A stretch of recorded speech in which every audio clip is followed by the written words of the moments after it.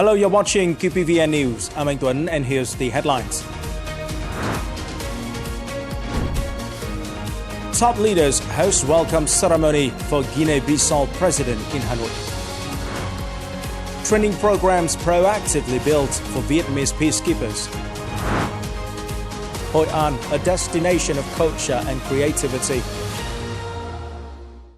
General Secretary and President Tô Lâm and his spouse on September the 6th presided over an official welcome ceremony for Guinea-Bissau President Umaro Sissoco Embalo and his spouse. This marks the first visit to Vietnam by a president of Guinea-Bissau since the two countries established diplomatic relations on September the 30th, 1973, shortly after Guinea-Bissau declared its independence. Vietnam's foreign policy has always emphasized the importance of traditional friendships and a wish to develop multifaceted cooperation with African nations, including Guinea-Bissau.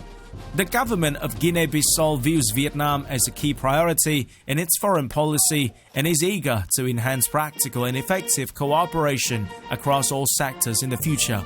In 2023, their total bilateral trade turnover neared $170 million, with Vietnam mainly exporting rice and textiles and importing raw cashew nuts. The two countries signed an agreement on cultural, economic, scientific, technical, and trade cooperation in 1994 and a memorandum of understanding on trade and industrial cooperation between the Vietnamese Ministry of Industry and Trade and the Guinea-Bissau Ministry for Trade, Industry and Promotion of Local Products in 2014. Following the ceremony, the two leaders held talks, reviewed the recent cooperation between Vietnam and Guinea-Bissau, and proposed future directions for bilateral cooperation. On September the 6th in Hanoi, the General Political Department of the Vietnam People's Army held a conference to review 5 years of implementing the project. The military prevents and combats peaceful evolution in the fields of ideology and culture in the new situation. Senior Lieutenant General Trịnh Văn Quyết, Chairman of the General Political Department of the Vietnam People's Army and head of the Central Military Commission Steering Committee 35, chaired the conference. At the conference, General Quyết emphasized that the project, the military prevents and combats peaceful evolution in the fields of ideology and culture in the new situation, has promptly met urgent practical requirements, contributing to maintaining political and ideological stability for officers, soldiers, and the public opinion. Speaking at the conference, Lieutenant General Lê Quang Minh stressed that agencies and units in the home military, especially military schools, must proactively research and compile specialized topics on preventing and combating peaceful evolution in ideology and culture. At the event, the organizing committee presented awards to 100 collectives and 94 individuals with outstanding achievements in implementing the projects, as well as 15 collectives and 120 authors, groups of authors with exceptional achievements in the 4th political essay contest to protect the party's ideological foundation in 2024. On September the 6th, the Commando Corps held a conference to review the implementation results of Campaign 50 on durably, effectively and safely managing and exploiting weapons and technical equipment and traffic safety in the 2020-2024 period. Senior Lieutenant General Lê Huy Vịnh, Deputy Defense Minister and head of the Steering Committee for the campaign of the Ministry of National Defense, addressed the event.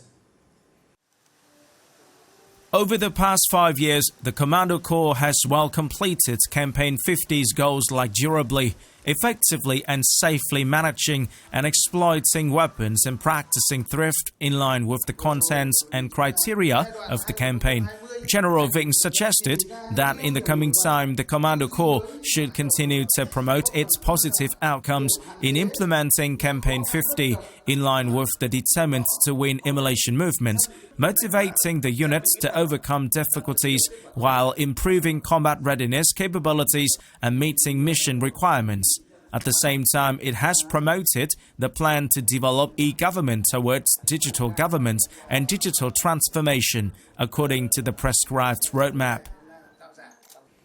Preparations for the Vietnam International Defense Expo 2024 are being accelerated, focusing on site planning, product display plan, reception plan for international delegations, security and communication work. These contents were discussed at a meeting chaired by Senior Lieutenant General Phùng Sĩ Tấn, Deputy Chief of the General Staff, Head of the Organizing Committee of Vietnam International Defense Expo 2024, yesterday morning. Construction and renovation will be implemented in mid-September to ensure the infrastructure and functionality of the Expo. Senior Lieutenant General Phùng Sĩ Tấn requested relevant agencies and units to complete outdoor display plan of weapons and technical equipment, the reception plan for international delegations attending the Expo after approving the framework program, and the combat readiness plan to protect the Expo.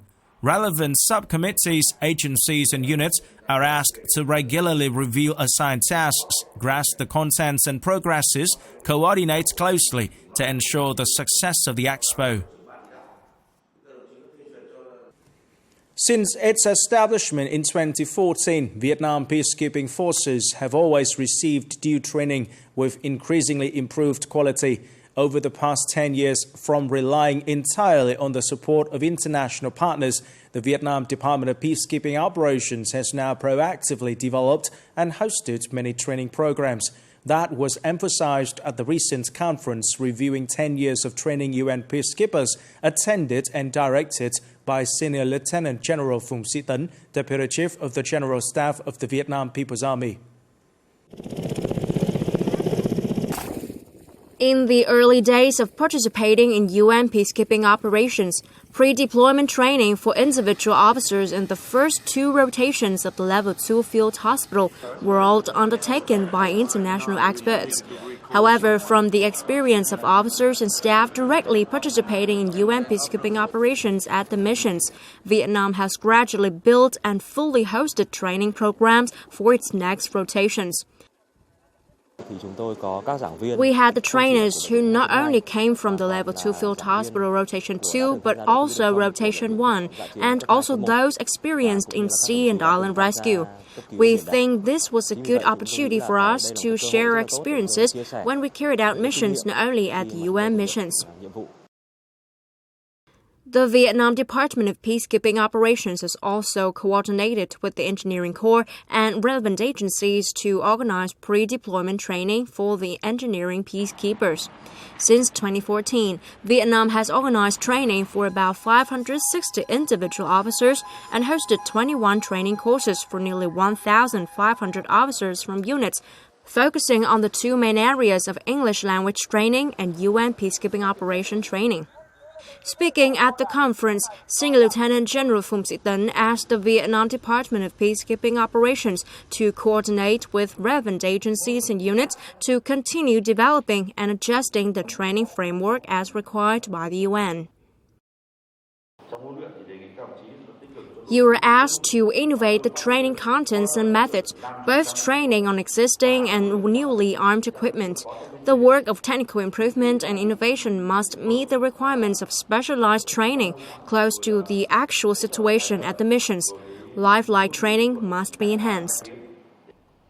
The conference also acknowledged many valuable comments, serving as a basis for proposing policies and solutions to improve the quality and effectiveness of UN peacekeeping operations training in the coming time.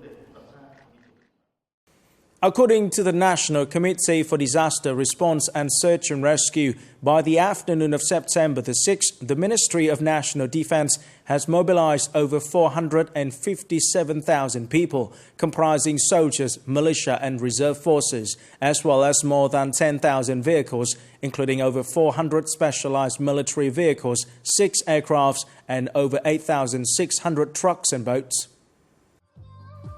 The Bodyguard Command has instructed units from Quảng Ninh to Phú Yên to deploy signal flares at 22 designated points as mandated by the government, while collaborating with local authorities, ship owners and captains to inform 51,300 vessels carrying nearly 220,000 people about the storm's progress and direction, advising them to relocate to safer areas.